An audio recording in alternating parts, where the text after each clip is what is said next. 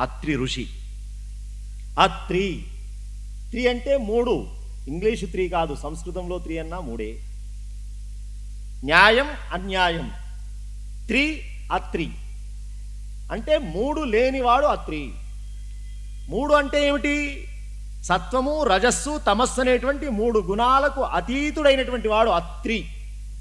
ఆయన ఇల్లాలు అనసూయ, అసూయ లేనటువంటిది. ఏ ఇంటిలో పట్టనైతే మూడు గుణాలు అతీతంగా ఒకడిపైన ఈర్ష అసూయ లేకుండా ఉంటాయో ఆ ఇంటికి భగవంతుడు తనకు తాను దత్తుడైపోతాడు. అది అత్రి అనసూయల యొక్క సౌభాగ్యం. భగవంతుడు ఎప్పుడు దత్తుడవుతాడు? మనం కూడా ఫోటో పెట్టి ఆవాహయామి స్థాపయామి పూజయామి అంటూ ఉన్నాం, అక్షతలు వేసి, భగవంతుడా ఈ పటంలోకి వచ్చి కూర్చోవయ్యా. ఎప్పుడు వస్తాడు? నీ క్షేత్రం శుద్ధిగా ఉన్నప్పుడు వస్తాడు. ఏ ఇంటిలో పట్నైతే మూడు గుణాలు నాశనమైపోయి అసూయ రాహిత్యంతో ఏ క్షేత్రమైతే ఉంటుందో అది దివ్యక్షేత్రం, అది దేవాలయంగా మారుతుంది. అక్కడికి పిలవకున్నా భగవంతుడు వచ్చి కూర్చుంటాడు. అది దత్తుడి యొక్క చరిత్ర.